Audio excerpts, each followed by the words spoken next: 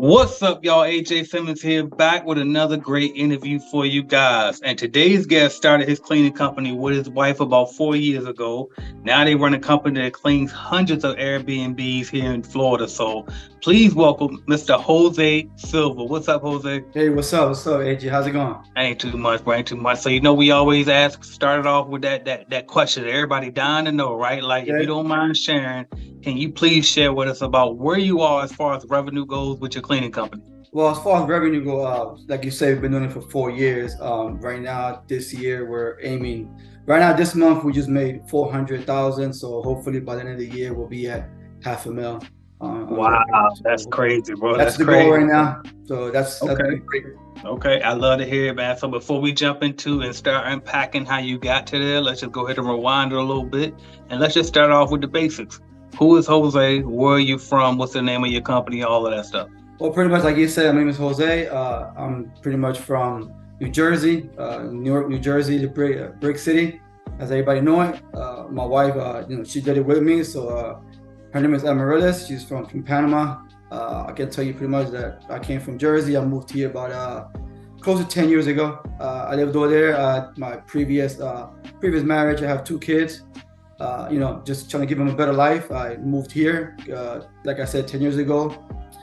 Once I moved here, things weren't working too good as far as financially. It was just, if you know a lot of Florida, it's a lot of up and down seasons, and you get a job, then it slows down, then they kind of let you go and stuff like that. So at the end of the day, my kind of like a lot of people, my bills came out to be more than my income, and it became a rat race and trying to maintain it. It didn't work out.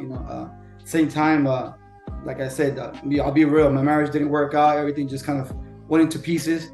But after everything, kind of after that happened, which to me was the best thing that ever happened, because it made me time to reflect, kind of think about it and say what I want to do now. And I said I don't want to have my next. I was like 41 when that happened. I said to myself, I don't want the next 40 years, 41 at least. This is halfway through my life. Hopefully, I'll be to 82. Yeah. And I said I don't want it to be the same as it was before. So something's got to change. So I got to do something different. And then, as I said, I started looking for what to do, and started reading books and so on, and then just started trying to find a business. And at the same time, I met my wife that I have now, my fiance. So hopefully we'll get married next year. That's the goal. I met her, and I saw some ad, I think it was on Craigslist, saying looking for contractors for cleaning, construction cleaning. But they needed to have a business, and I told her, let's do it. She said, I'm with you, let's do this. And then from there on, it started, we got the business, and then I never looked back after that. And for the last 4 years, I don't get no jobs no more. I don't know what a job is anymore. Right.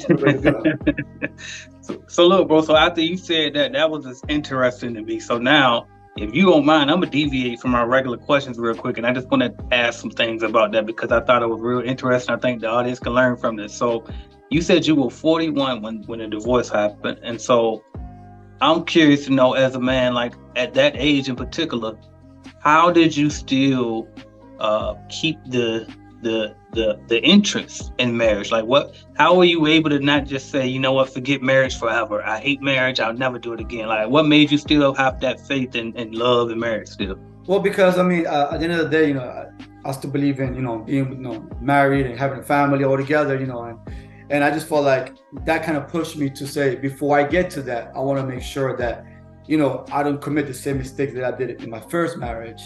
A lot of the thinking that I was doing before. So, when we got together, that was the first thing we talked about, being open about with each other as far as our goals, what we wanted to do. Because at that time, look, I was broke. I had mad bills, I had mad debt. And when I met her, I can tell you, because of her, we are what we are, because she's my rock. She's the one that holds it down. And I told her, I said, hey, I want us to, be serious. But I told her, all I got for you is bills. I told her, I don't have no money. I told her, look, but I told her, but I have a drive to do better, to do something good for myself, to get somewhere, and if she said, that's all I need. If you want to get somewhere, we'll do it together. We'll work hard and build something out of this. And that's what we did, and that's where we are now. Oh, that's hard right there, bro. Man, shout out to the wife. What your surname was again? Amaryllis. Shout out to Amaryllis, man, for being that good rider for you. That's what's up. So, all right, obviously it's working because y'all built this company about $500,000. So I love that it's working, By the man. way, So before anything, PNP stands for Panama and Puerto Rico. I gotta say nice. that, and I gotta say Panama first because she's from Panama, because if not, she'll probably kick my ass if I don't say Panama first. That's That's what's up, bro. I love it. I love it. Now, all right, bet. So we gonna dive into the business a little bit now. Out of all the businesses to start, what made y'all decide on that cleaning business? Well, when I met her, she was cleaning Airbnb for another lady, and she was cleaning it. So how it started was when I saw the construction cleaning, she said, "I'm already cleaning." So yeah, I used to also do it on the side in Jersey. I kind of went through a franchise, Stratus Building Solutions. I don't know if you heard of them before. Yep. Yeah, over there. But as you know, doing it was more work than the pay itself. Plus, when I was doing it kind of for the wrong reasons, more for the money than expanding and becoming a business. But so then I said, let's do this because that's something that I know is cleaning. And even though people talk about cleaning as something that's bad for a lot of people, I saw it as just something that we can do because everybody needs to clean. Whether it's construction or whatever it is, and we can grow on it for the fact that you're already doing it. So that's why we chose the cleaning because it was easier with she already knew some of it and I already had some experience. Gotcha. Now, being that you had experience with so Stratus, when you were with Stratus, you were doing commercial cleaning, I assume, right? Mm-hmm. Gotcha. And then you just said that you were doing post construction as well. But in my intro, I said you guys got hundreds of Airbnbs, which I know that was your wife's background. So I guess ultimately, what made y'all decide we just gonna roll with these Airbnbs out of everything else? What made y'all keep rolling with that niche? Look, it was funny because when we first did construction cleaning, boy, we came home sore as hell. Yeah. Like I said, I'm over 40 years old. I don't got time for that labor. That's intense. Like construction cleaning is not just a regular clean. You gotta get in there. I mean, we did it, but we used to come home and we tired, and it worked. We made money out of it, not a lot, but I just wanted to kind of get into something that I can understand the business, like something just to get the foot in the door. Then from there on, know how the business works, and that's what we did. And then, after a while, she was like, "Why don't we just do Airbnb?" She said, "I do it, and there's nobody home. It's not as this intense as far as the cleaning." And there's the lady that I work with. She has enough of them, and she makes good money, and this is what she makes. And I was like, well, and that's how I do research. I started looking around and kind of looking online and seeing about Airbnb cleanings, and like as they say, pick your niche, pick something that. So I said, Airbnb, Florida, #1 capital, and everybody tourists. So why not? That's something that's a demand out there. So I started afterwards focusing more on the Airbnbs and less on the construction cleaning side. Yeah, for sure. That's what's up. I love it, bro. Now, how did y'all figure out how to price the Airbnb cleaning? Because it's one thing to be a cleaner and just clean whatever they tell you to pay as you do it, but it's another to actually be the business owner and come up with the price. So how did you guys figure out how to price these jobs? Well, in the beginning, we priced it, but we priced it, we low bid because we had no idea how to price it pretty much. But after a while, I started using kind of familiar to your pricing as far as commercial, based on like $50 an hour, let's say. So once I recommend everybody to clean first, do the job so you can know how long it takes to do a cleaning overall and know the whole ins and outs of it. And once I did that, I was kind of getting used to we could do this in 3-4 hours. So I started calculating, maybe that's $50 an hour, 4 hours, that's $200. Then that's what we started with. In the ballpark here is to say mainly it's 3 bedrooms, 2 baths. Less than 2,000 square feet. That's what we mainly did. And it took us 3 to 4 hours to do a single person. So I said, well, that's about $200, a clean. So I started from there. That's my base point. Then from there, if it's, an extra bedroom or an extra bathroom or higher than 2,000 square feet, I'll add like another $10, $20 per bathroom or square footage to take the rest. Of course, sometimes, you might have some that are take the good with the bad. You have some that are a little bit harder than others, but that's kind of what I use because I don't want to go per house. It's kind of too confusing to not know the exact price. I just wanted to make a base price and be like, this is what this is for. And it made it easier for me. It made it easier for like the VAs and anybody that helping me out in pricing it. Yep. Love it, bro. You're killing it. All right, now, what about the workers? Like, how would you actually, before I jump into the workers, I got one more question on the sales side and expansion. So, in the future, do you think y'all just gonna stick with Airbnbs in general, or are you looking to add either commercial or residential or both? Well, right now, I'm starting to work on residential. I've been for the past 3 or 4 months doing Okay. residential a little more serious than before. Just because Airbnb is great and it's giving me good money, but it's, as everybody knows, it's very inconsistent, it's highs and that and lows, and keeping a workforce, with steady work or keeping me with a steady every week income, it's a little harder because you have your down. Like right now we here, it's the down season. So Yeah. having residential, say bi-weeklies or even if it's monthly, it will give you some kind of more consistent flow coming in, and then the Airbnb will just fill in the gaps. and Gotcha. and Gotcha. commercial, yeah, we're going to start doing that. Maybe by the beginning of the year. I'm working on it now, but I like to first kind of get all my information, get all the data. What does it take? I don't like to look like I don't know what I'm talking about when I talk to a client. That's why Yeah. I talk to you and I get your information and figure out stuff that you're doing and you're saying, so I can understand the commercial side of it before I get to it. Yeah. So yeah, I mean, I always want to expand and get the money from wherever I can. Yeah, I love it. I love it. Now, let's talk about those workers. We kind of hinted at them before. So I guess my first question on that is, how are you finding people to work these days? Because everybody swear nobody wants to work, but I know your $500,000 ain't cleaning itself. So how are you guys going about finding workers? Well, that's a funny question because in the beginning, it was when you don't know, you don't know. But I mean, I used to put ads on like Craigslist and Facebook. But I mean, the people that will call you, you just get people calling you at 8 o'clock at night on a Sunday talking about some, I saw your ad. It was just crazy. It was then you post saying, you need a car, you need a license, and they're calling you up saying, I don't have a car. It's like you didn't read the ad, that you have going on. So it was Right. very hard to find qualified. You could find people, but qualified people to do the work because you have to have certain criteria to do the work, and also most of the time learn how to clean. But now I have more of a system in place, automatic system. When I need cleaners, I kind of just go online and just kind of post it on Indeed. Yeah. And I have my own like a funnel, cleaning Okay. funnel for cleaners. When they go in there, they see the ad, they click on the link, it takes them to a different page where it asks them all these questions, and they have to answer them. And from there, once you finish the certain steps, if you meet the criteria, you go to the next step. If you don't, it's going to tell you thank you or contact you. So it's a funnel to funnel out certain people, and then the Yep. ones that are good, I get the information, and from that information, I call them up, set up, or they'll get a link to set up a meeting with me or interview with me, whoever it is, to talk to them. To then those people were the ones that I have now that it's been with me for a while, because Yeah. I get contractors. I don't really do employees Yeah. at this point. I love it. I love it, bro. You're killing that, man. So now let me ask you this one. So subcontractors or employees? It sounds like you're going the employee route, but I'm wondering which one do you do and then why? No, I right now I do subcontractors. I don't Okay, do perfect. employees. Yeah, I do Okay. subs. When I do the link, I'm looking for subcontractors. They have to have like their insurance, their own LLC and stuff like that. Don't do any employees yet. I'm in the process of doing that. I mean, maybe by next year, just because I want to have enough steady flow for an employee and give them enough work in a day, so they can get money out of it. Because as a contractor, the good thing about contractors is you don't have to work. You don't have to work. It is what it is. They're contractors.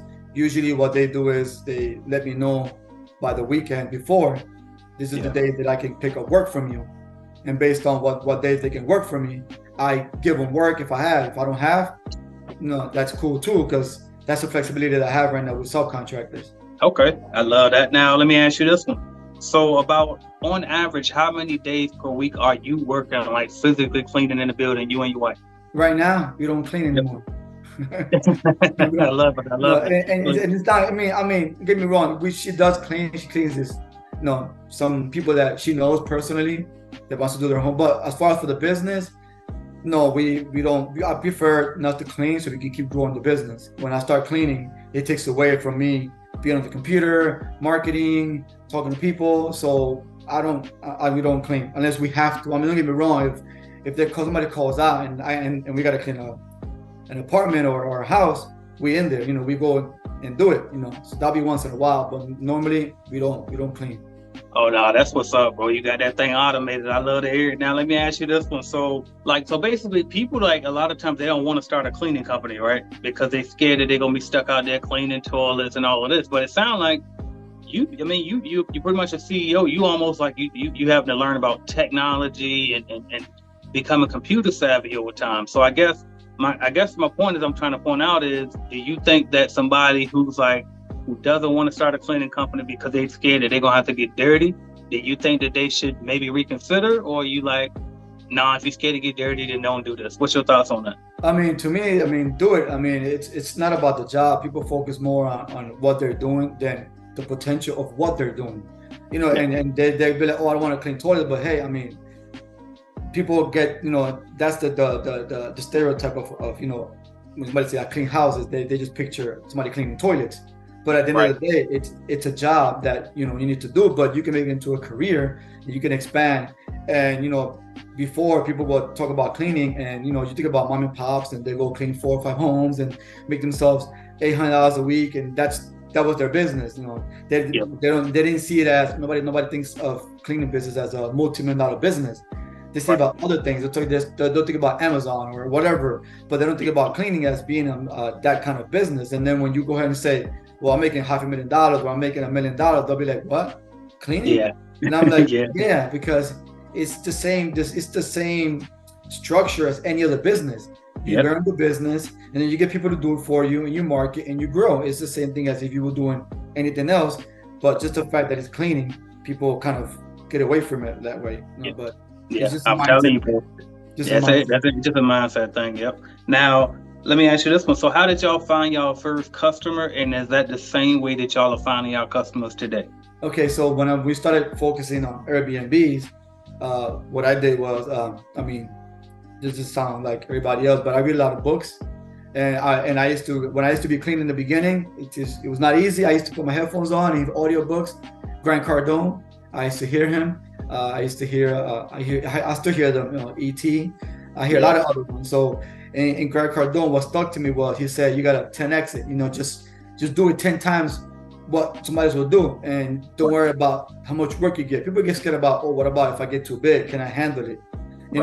So I saw it as, well, I'm gonna do that. So I started how I did it was, to answer your question, I started just looking online for Airbnb vacation rentals, and property management, especially Airbnb vacation rentals. Anything that had to do with Airbnb's companies, I just found them all, jot them all down, and just contacted them by phone, by email, and say, hey, you're looking for a cleaning company where we could be your vendors, and people will take your information down, and I'll let you know, or I'll let the franchise owner know. And then one day or another, it was like, when we were around September of the same year, I got a text from a guy saying, hey, my name is whatever, I'm with this company, you put your information in, I want to speak to you. And I was like, oh, snap.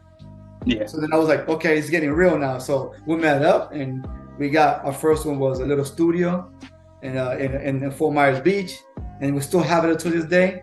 And wow. From there on, we have like 30 properties with him, and then he knew other people that recommended me, and I started going with them. At the same time, we used other methods that we use for marketing, like Turno and a lot of other ways that we got. That's how we got started growing, and people started coming to us, and we started picking them up and getting people to work. Yeah, that's what's up, bro. I love it. Now, what has been the hardest part of building your business so far? To me, the fact that, just being organized and having everything automated was the worst part. And organized, like having all your books ready, having all your checklist, all your files and your documents. I kind of have them all over the place because in the beginning I didn't know, and I just started working and just making money, and I was just doing things, and I put them on my computer, and they just leave them there and just have them all on the documents. I didn't organize them by name, whatever. So just pretty much staying organized. It was just my main thing, to be able to, because once you get to a point, you can't keep going just at the top of your head. You got to put everything in paper and have everything on file so you can go back to it to be able to keep growing. And I was forced to do that to get where I'm at now. In the beginning, you're making a certain amount of money, you're like, okay, it's not that hard to keep it in your head. Yeah, and honestly, I think we all do that, right? Like we start off hey, let's just get to this money first. And then as we start getting some money, it's like, oh shit, I think I better go back and get with this paperwork and these books and stuff now, which we all start to feel like we slacking as owners. But honestly, there's really no better way to do it to me, because it's like, otherwise you're gonna be so busy worried about every little thing in the beginning that you never actually make any money. So Exactly. I mean, we all do the same thing, bro, for real. So Yeah. all right, now I'm gonna do the fun part. Now we're gonna jump into what we call the lightning round, and in this part, I say a word or a phrase, and you just tell me the first thing that comes to mind. You ready? Yeah. All right, Jose, here we go. So the first word is New Jersey. Brick City. Okay. And next one is entrepreneurship. Sky's the limit. Okay. The next one, the cleaning business. It's my freedom. Okay. How about social media? Social media is just a way to grow. Facts. And by the way, I want to point out the fact that you said the cleaning business was freedom. Y'all better pay attention, because a lot of y'all out here stuck in the field and y'all think it's impossible. I'm telling you, it's not impossible. Jose is proving it. All right. Which social media platform do you spend the most time on consuming? Instagram. Okay, me too. All right. 850 credit score or $1 million cash? $1 million, I can invest it. Facts. And you can borrow against it anyway, even without the 850 credit score. Mm-hmm. All right. Key to success. To me,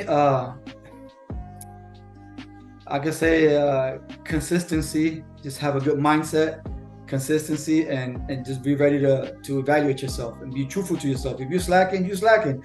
Don't say, oh, I tried hard and I did my best, but you really didn't do your best. So like, just be real with yourself, because sometimes this happens to me, and I say to myself, shit, I slacked yesterday. Why didn't you do it this whole week?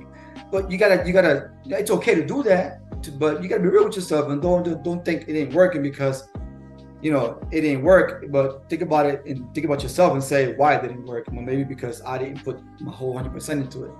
Yeah, I love it. Now the next one is your favorite thing to do in your free time. Spend time with the family, my baby. I have a baby girl now. She's 2 years old, so that's my favorite time, be with her and the family. Okay, that's what's up. Your favorite YouTube channel to watch other than mine or other than yours?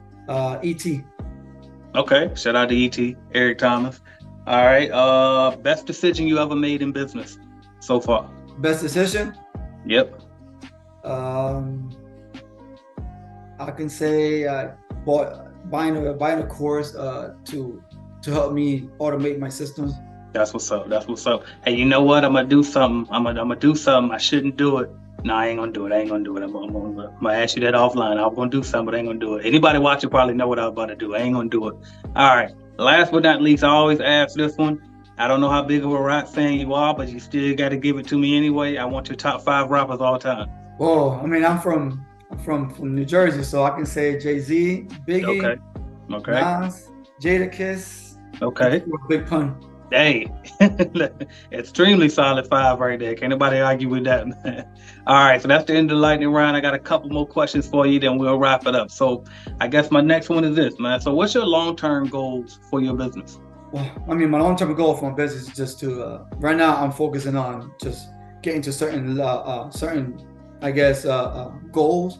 And right now my goal is to get to 1.2 million, but besides that, my goal is to expand to other cities around the area. So that's my goal right now, to finish here and kind of just have more of a foundation here and kind of get more stabilized and have a little more income, and then start spreading it out to other cities and just kind of keep growing. That's what's up, bro. That's what's up. Now, when I asked you about your thoughts on social media, I believe you said it's a tool to grow. I believe that's what you said. Correct. And you also just said that one of the best decisions you ever made was to invest in someone's course to help you, run your business even better. So my question to you is, have you thought about, getting on creating a YouTube channel, or maybe even selling a course somewhere down the line or something along that nature? Have you thought about that? Well, yes, because I did, and I do have a YouTube channel that I started off, putting in there, kind of giving people advices and tips and tricks on the Airbnb business or whatever I can find, because I feel like, in the beginning, it's like everybody else goes through. A lot of people go through in our people, reference to not making the right decisions because you didn't have a mentor, you didn't have nobody to go to, nobody that, you know, can tell you don't do this or look, focus on this. And you kind of have to learn as you go, and kind of growing pains. And in the beginning, that's why I said a minute ago, it's kind of a mess, or I didn't have any systems in place.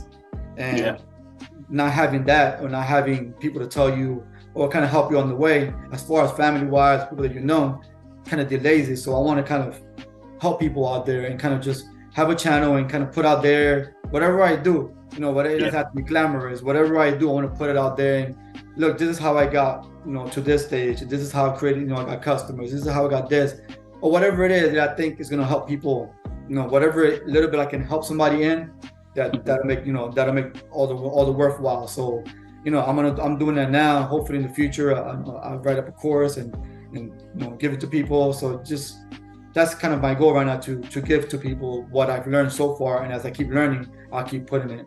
So that's why I created the YouTube channel. I love it, bro. What's the name of the channel? It's called The Cleaning Suite. Okay, The Cleaning Suite. The Cleaning Suite, Instagram, and I also have it on YouTube. It's called The Cleaning Suite. So anybody who wants to get on it, and just you can get information, whatever can help you. That'd be great. That's what's up, bro. I love it. Now, if you had to start all the way over from zero right now, you lose everything. What would you do? The first thing you do, what would you do to get back to the point that you are today? To get to the point where I'm today, but I mean, I would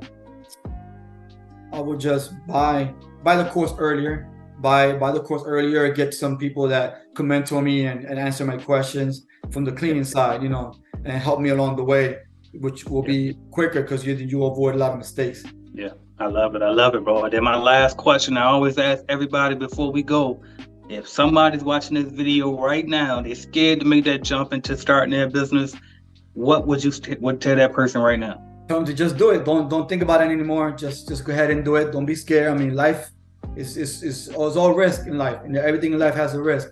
So please just think about it and do it. At the end of the day, what's the worst thing that can happen? You don't do it, and then you go back to work. You're already working anyway.